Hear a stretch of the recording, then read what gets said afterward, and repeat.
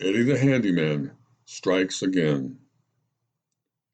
A few years back, the ancient sprinkler system in my front yard started leaking all over the place, and the water pressure inside the house suddenly all but disappeared. Showers couldn't be taken, dishes, clothes, and the dog couldn't be washed, and worst of all, the toilet couldn't be completely flushed. I think we have a little problem, I finally informed my wife after I had thoroughly inspected the sprinkler system's command center, where all kinds of rusty old pipes and different colored wires came together in a flooded flower bed near the front of my house.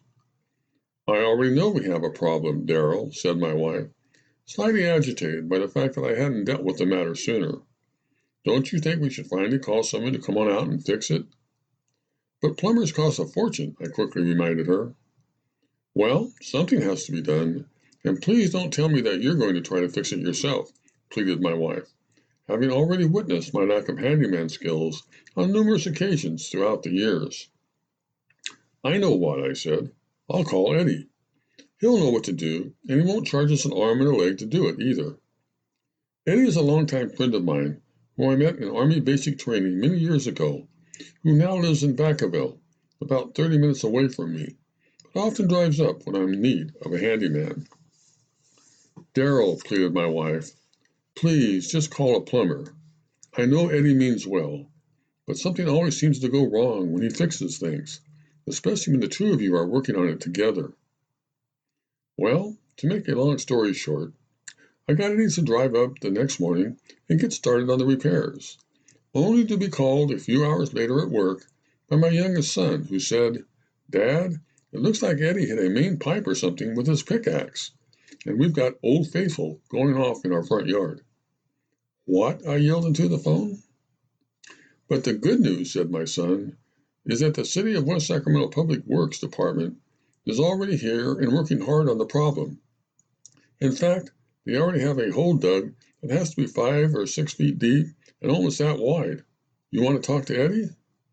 No, I said. I guess it's too late for that. Something tells me this is Eddie's last handyman job for us, huh, Dad?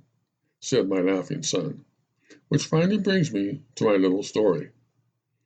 A few weeks ago, when Eddie had been up for a little visit, I happened to mention to him that one of these days, maybe sometime this spring, I was going to need to take down the large wooden trellis that stretches all the way across the front of my house, because all 4 of the posts that have been supporting it for the past 25 years were rotting away at their bases. Well, said Eddie, just let me know when you decide to do it, and I'll get my electric saw and my sledgehammer up here, and we'll make mincemeat of that puppy in no time. You know me, I love to tear things down. Well, I said, the real problem is that my wife loves that trellis and thinks the house would look stupid without it. So I've still got some talking and convincing to do before I can take the darn thing down. But it's just about ready to fall down by itself, Eddie informed me. I know, I said, but it should probably last until spring if we don't get too many bad storms, and by then, I'm sure I'll have my wife on board for taking it down. Anyway, although that is the way I remember the conversation, Eddie apparently heard it differently, and before I knew it, I was once again getting a phone call at work from my youngest son. Dad, said my son, do you know that your friend Eddie is over here tearing down our house? What? I asked. And he started in the front yard with that old trellis that Mom loves. Oh no, I cried out. Do you want to talk to him? How far along is he? Well, said my son, the house still seems to be standing, but Mom's trellis is toast. I'm on my way home, and whatever you do, don't call your mother at work and tell her about any of this.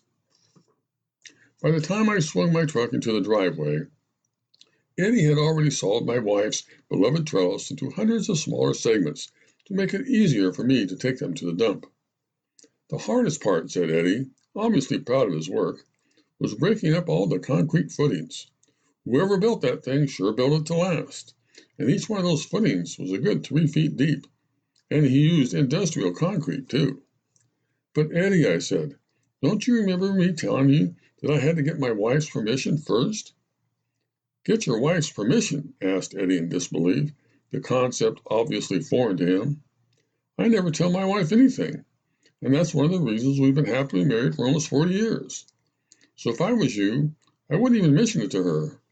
Plus, my wife never cares what I do to the outside of the house, and I bet your wife won't even know that that ugly old trellis is gone if you don't bring it up. And so I didn't, and everything was going just fine until my wife happened to look out the kitchen window while she was preparing dinner later that evening and scream so loud that my son and I could hear it all the way into the living room.